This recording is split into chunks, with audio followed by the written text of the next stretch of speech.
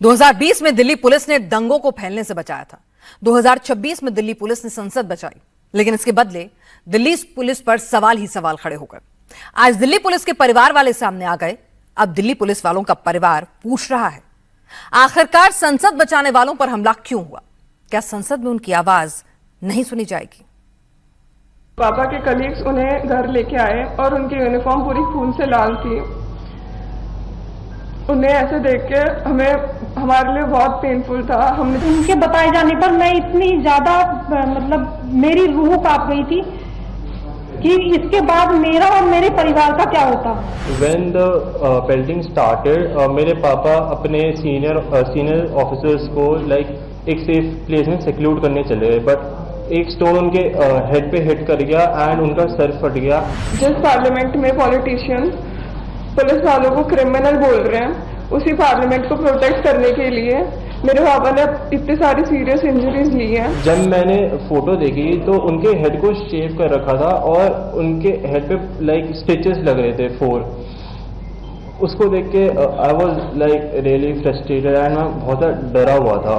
जो ड्यूटी के दौरान हेलमेट दिया जाता है, उनका हेलमेट भी पूरी तरह से टूट गया था और यदि कोई पत्थर का टुकड़ा हेलमेट टूटने के बाद उनके सर पर लगता तो शायद वो आज इस दुनिया में नहीं रहते।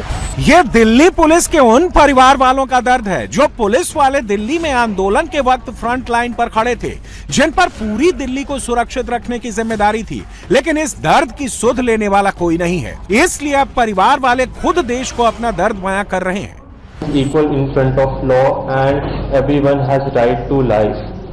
मेरे फादर यहाँ पे नहीं है because due to his rules of duty, और बट हम यहाँ पे टू रिप्रेजेंट द फैमिलीज जिनके स्पाउस है, जिनके फादर इंजर हुए। जंतर मंतर में जो प्रोटेस्ट था वो स्टूडेंट प्रोटेस्ट था, पर उसमें बस स्टूडेंट्स नहीं थे, उसमें राउडीज थे, उसमें गुंडे थे जो इस अपॉर्चुनिटी का यूज करे थे टू क्रिएट केओस और पुलिस वालों को इंजर करने के लिए, उन्हें हर्ट करने के लिए। मैं एक स्टूडेंट हूँ और मुझे पता है कि मेरे पापा जो एक पुलिस ऑफिसर है वो किसी ऐसे स्टूडेंट को हर्ट नहीं करेंगे, वो एक स्टूडेंट की केयर करेंगे and my father didn't deserve this. 20 जुलाई को जब भीड़ बैरिकेड तोड़कर संसद की तरफ आगे बढ़ रही थी तो इस भीड़ को रोकने की जिम्मेदारी दिल्ली पुलिस पर ही थी। दिल्ली पुलिस ने भीड़ को भगाया, एक्शन लिया, तो पूछा जा रहा है दिल्ली पुलिस ने क्या किया? अगर 20 जुलाई को संसद में भीड़ घुस जाती तो पूछा जाता दिल्ली पुलिस क्या कर रही थी? अगर 20 जुलाई को दिल्ली पुलिस भीड़ के सामने हार जाती तो पूछा जाता आखिरकार दिल्ली पुलिस क्यों भीड़ को कंट्रोल नहीं कर पाई? 20 जुलाई को दिल्ली पुलिस ने बहुत बड़ा प्लान नाकाम कर दिया तो पूछा जा रहा है दिल्ली पुलिस ने लाठी क्यों चलाई? 20 जुलाई को दिल्ली पुलिस ने बवाल को कंट्रोल किया, तब भी यही पूछा जा रहा है कि दिल्ली पुलिस क्या कर रही थी? 20 जुलाई को दिल्ली पुलिस पर हमला हुआ, लाठी डंडे भी चले, पत्थर भी फेंके गए, लेकिन पुलिस पर पत्थर क्यों चले ये किसी ने नहीं पूछा।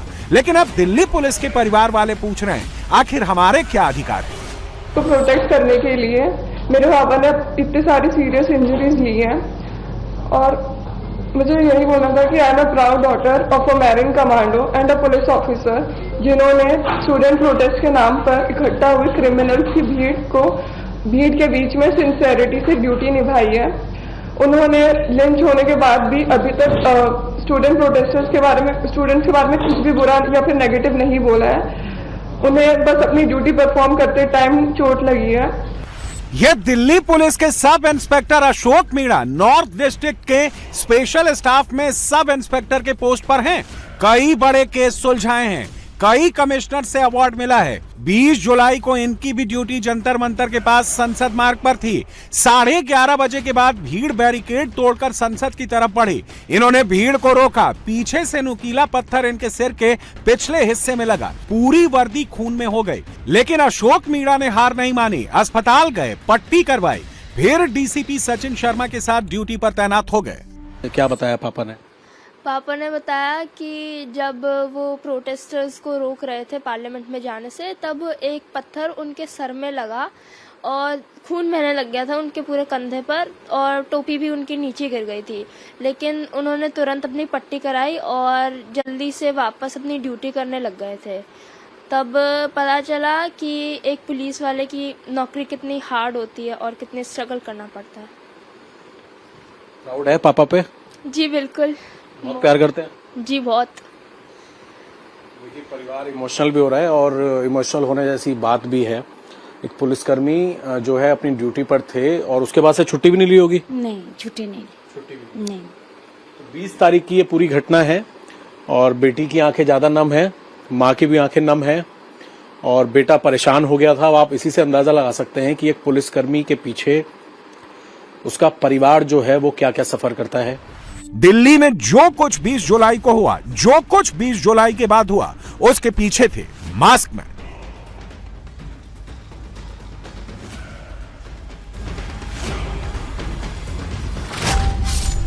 Mask man number 1, mask man number 2, mask man number 3, mask man number 4, mask man number 5, mask man number 6, mask man number 7, mask man number 8। Jantar Mantar के जिस आंदोलन में छात्र अपना आईडी कार्ड लेकर बैठे थे, जो आंदोलन देश के छात्रों के भविष्य के लिए हो रहा था, उसी आंदोलन में ये मास्क मैन घुस आए थे। आंदोलन की आड़ में मास्क मैन चाकू चला रहे थे, पुलिस वालों को टारगेट करके धावा बोल रहे थे।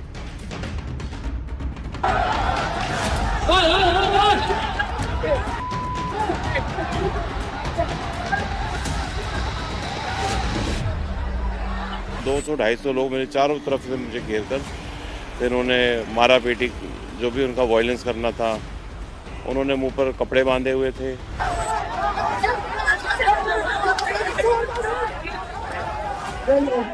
मेरी वर्दी फाड़ दी, मेरी चेन लूट ली, मेरा पर्स लूट लिया। तो मुझे ऐसा लगता है वो प्री प्लान तरीके से यहाँ पर ये करने के लिए ही आए थे।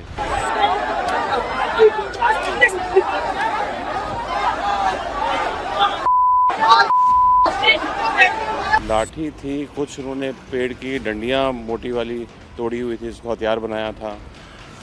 कुछ के हाथ में सर नुकीली चीज़ें थी, जैसे चाकू छोटा टाइप से कुछ होता है, कटर टाइप से वो था।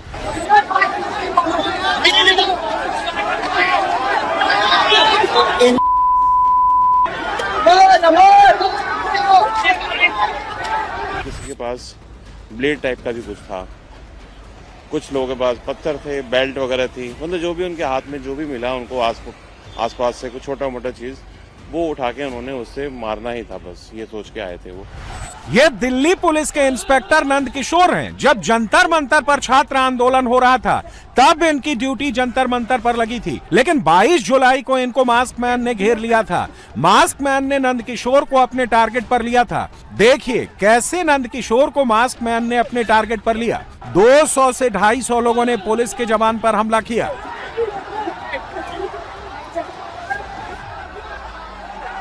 भीड़ के बीच इंस्पेक्टर नंद किशोर घिरे हुए हैं। कोई वर्दी खींचकर गिरा रहा है, कोई डंडा चला रहा है। इस सफेद गमछे वाले मास्क मैन को देखिए, इसने पूरा चेहरा छिपाया हुआ है और पूरी ताकत से सिर पर डंडा चला रहा है। भीड़ में ये सिर्फ एक ही मास्क मैन नहीं था, छात्रों के बीच और भी कई मास्क मैन थे जिनके हाथ में चाकू और ब्लेड जैसे हथियार थे। ये टॉलस्टॉय मार्ग का आगे कट है, साथ ही संसद मार्ग है और जयसिंह रोड है। ये पुलिस हेडक्वार्टर के पिछला हिस्सा, जहां पर जैसे ही शाम होती थी 22 तारीख को 23 तारीख को मॉब इकट्ठा होती थी।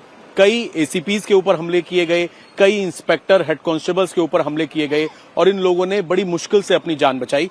नंद किशोर जी, जान कैसे बचाई आपने? मैंने देखा भीड़ ने पूरा घेर लिया था, लगातार मारा जा रहा था, कैसे आपको रेस्क्यू किया गया? सर मैं वहां से, मुझे लगा जब ये तो मारने की नीयत से कुछ ये इकट्ठे हो गए हैं तो और मार रहे थे लगातार ना, तो मैं भागना चालू किया। मैं भागा वहां से, फिर मुझे वहां से उन्होंने लात मार के फिर गिरा दिया, फिर चारों तरफ से मुझे घेर लिया, फिर मैं धीरे धीरे रेंगता हुआ फिर थोड़ा दौड़ा, फिर भीड़ में ही कोई एक दो लड़के थे, शायद वो अच्छे घर से होंगे या तो ना, तो वो कह रहे थे कि भागो भागो, भागिए भागिए भागिए। तो मुझे सिर्फ इनकी आवाज सुनाई थी और उसके अलावा कुछ नहीं, और मैं सिर्फ उसी से मोटिवेशन लेके कि मुझे यही था कि यहाँ से भागना ही ठीक है। उनसे बात करके या कुछ कह के कोई फायदा नहीं था, क्योंकि मेरा इतनी ब्लीडिंग हो रही थी, मुझे होश भी नहीं आ रहा था कि क्या हो रहा है मेरे साथ। अगर नंद किशोर इस भीड़ से अपनी जान बचाकर ना भागते, अगर नंद किशोर इस भीड़ के चंगुल से ना बच पाते, तो कोई बड़ी अनहोनी भी हो सकती थी। खून से लथपथ नंद किशोर की ये तस्वीरें पूरे देश ने देखी थी। नंद किशोर के सिर पर नुकीले हथियारों से जानलेवा हमला हुआ था। सिर पर 5 टाके लगे हैं, आंख पर भी चोट है और पूरे शरीर पर चोटों के निशान थे। और अब नंद किशोर खुद कह रहे हैं कि हमला छात्रों ने किया, हमला मास्क मैन ने किया था, और इनकी मंशा खतरनाक ही नहीं, बहुत खतरनाक थी। चाकुओं से हमला, आपको क्या लगा? स्टूडेंट प्रोटेस्ट कर रहे थे, खाकी वर्दी को देख के पुलिस वालों को टारगेट क्यों किया जा रहा था? और आपके भी सिर के ऊपर लगे हैं चाकू वगैरह? हाँ सर, मुझे काफी बार 5-6 जगह बाहर हैं, स्टिचेस भी हैं। तो ये सर स्टूडेंट्स नहीं है, स्टूडेंट्स वायलेंस नहीं करेगा सर। चोट देखिए, अभी भी हाथ पर चोट लगी हुई है। स्टूडेंट्स सर वायलेंस नहीं करेगा, यहाँ पर भी है सर, पैरों में भी है, कमर में भी है, गुम चोटें भी हैं बहुत ज्यादा। स्टूडेंट्स वायलेंस नहीं करेगा सर। स्टूडेंट्स वहाँ प्रोटेस्ट करने के लिए आया है तो वो अपनी बात रखेगा, कुछ ज्ञापन देगा, कुछ बात बैठ जाएगा बताने के लिए। वो मारपीट या कुछ इस तरह से तो नहीं करेगा सर। वो भी रात होते ही पुलिस की वर्दी को देख के मुंह पे कपड़ा बांध के। सर ये तो वो लोग हैं जो वायलेंस करने के लिए वहां आए थे, उपद्रव मचाने के लिए, और देश की राजधानी में कुछ इस तरह से उपद्रव करके अफरा तफरी का माहौल बनाने के लिए सर। वो नंद किशोर सिर्फ अकेले नहीं हैं। जंतर मंतर पर बार बार दिल्ली पुलिस पर हमला हुआ था, बार बार दिल्ली पुलिस को टारगेट पर लिया गया था। 250 पुलिस वाले गंभीर रूप से जख्मी हुए हैं, 110 से ज्यादा बैरिकेड्स डैमेज हुए हैं, 300 से ज्यादा बॉडी प्रोटेक्टर को नुकसान हुआ है, 50 से ज्यादा शील्ड टूट गए, 20 से ज्यादा लाउड हेलर डैमेज हो गए, 25 से ज्यादा गाड़ियों को तोड़ा गया।